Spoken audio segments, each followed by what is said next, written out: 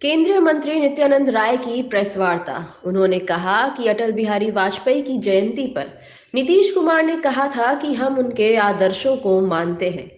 केंद्रीय मंत्री ने कहा, जो आदर्शों को मानता है वह अपने शब्दों के साथ साथ अपने आचरण और व्यवहार में अटल जी के आदर्श को स्थापित करे। अटल जी की नीति और बताए हुए मार्गों पर चले, यही अटल जी के प्रति सच्ची श्रद्धांजलि होगी। राजद तुष्टीकरण की भाषा बोलती है। तुष्टीकरण से देश को बहुत नुकसान हुआ है। क्या हिंदुओं को गाली देना धर्मनिरपेक्षता है? राजद कांग्रेस तुष्टीकरण को धर्मनिरपेक्षता मानती है। बीजेपी वैसी कोई नीति नहीं अपनाती जिससे देश को नुकसान हो। भारत को प्रधानमंत्री के नेतृत्व में विश्व गुरु बनना है।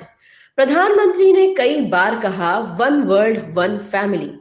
नरेंद्र मोदी ने भारत की गौरव पर जमी धूल को साफ करने का काम किया है। सिद्दीकी के बयान पर नित्यानंद राय ने कहा कि हिंदुस्तान ही ऐसा देश है जहां सब सुरक्षित है, सबसे ज्यादा अल्पसंख्यक सुरक्षित है। आरजेडी का खोया हुआ जनाधार के कारण वो लोग कुछ से कुछ बोलते रहते हैं। राहुल गांधी ने कहा है कि चाइना से युद्ध करने से पहले पाकिस्तान को नजरअंदाज नहीं करना होगा।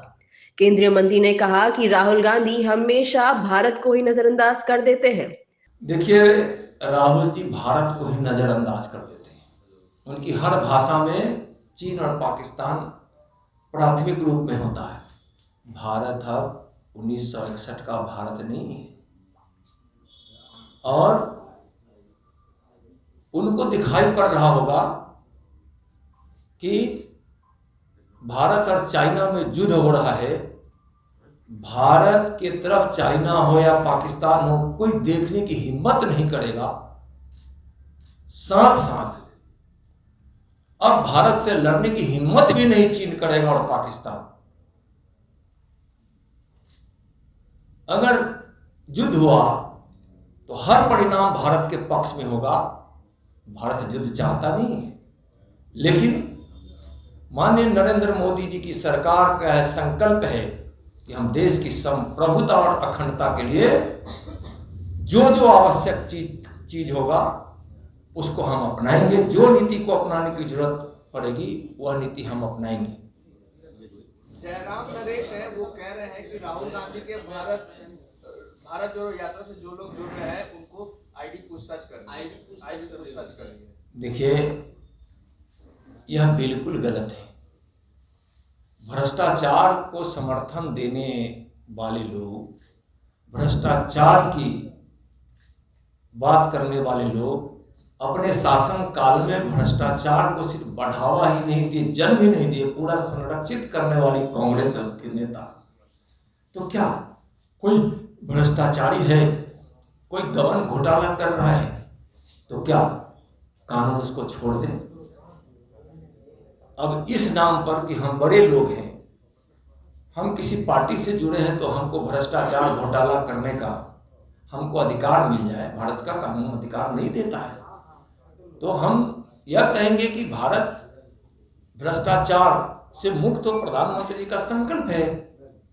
तो भारत को भ्रष्टाचार से मुक्ति कब मिलेगी? जब भ्रष्टाचार से मुक्त रखने के लिए भारत में जो कानून बना है वह कानून अपना काम करे। सवाल तो खड़ा होता है कि जहरीली शराब पीकर लोग मर रहे हैं, और उस पर बिहार सूबे के मुख्यमंत्री श्रीमान नीतीश जी का बयान जो आता है व्यंग से भरा हुआ, पियोगे तो मरोगे। सवाल नीतीश कुमार जी के बयानों पर है। जहां तक राष्ट्रीय मानव अधिकार आयोग की बात है, आखिर संस्था बनी है जहां मानवाधिकार का उल्लंघन होगा, वह स्वतंत्र संस्थाएं हैं, खुद संज्ञान लेती है, और जहां उस प्रकार के मानव अधिकारों का उल्लंघन होता है तो वहां वह संस्था जाती है। पहली बार वह संस्था कहीं गई है ऐसी बात नहीं है। तो वह स्वतंत्र इकाई है, संस्था है, संस्था बनी है तो अपना काम करेगी और बिल्कुल स्वतंत्र है। उसमें हम लोग का कोई हस्तक्षेप नहीं है। हम लोग के कहने से तो नहीं आई है, सरकार के कहने से तो नहीं आई है। पेपर लीक मामले में जिस सरकार मौन है, क्या केंद्र सरकार इसमें हस्तक्षेप करेगी?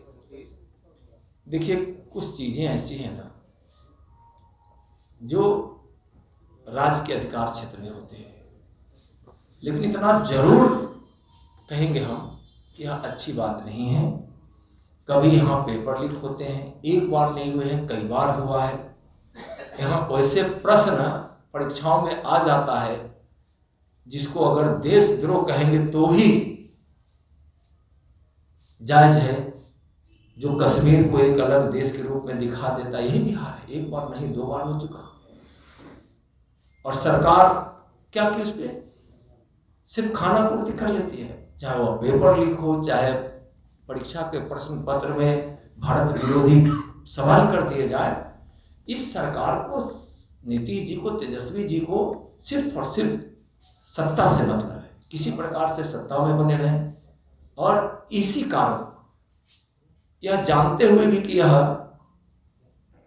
देश और राज्य के हित में नहीं है, लेकिन उनके वोट, वैसे वोट जो इसको प्राप्त करना चाहते हैं, उसकी भावनाओं को हम अपने मत के रूप में बरकरार रखें। इसलिए राज्य और देश के जो हित में नहीं है, उस चीजों को भी क्या सरकार, बिहार की सरकार स्वीकार कर लेती है। सर, गृह मंत्री अमित शाह ने कहा कि गुजरात, अगर आपने अभी तक हमारे चैनल को सब्सक्राइब नहीं किया है तो हमारे चैनल को जल्द से जल्द सब्सक्राइब करें, लाइक करें, शेयर करें और कमेंट करें। क्या आप पत्रकारिता के क्षेत्र में अपना कैरियर बनाना चाहते हैं? तो आज ही royal Ashoka institute of mass communication and journalism में अपनी जगह सुनिश्चित करें।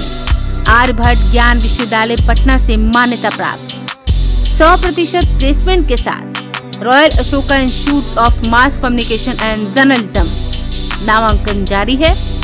हमारा पता है DS/16 गायत्री मंदिर के समीप, कंकड़ बाग, पटना 8,20,000। आप हमें संपर्क भी कर सकते हैं। हमारा मोबाइल नंबर है 9955456126।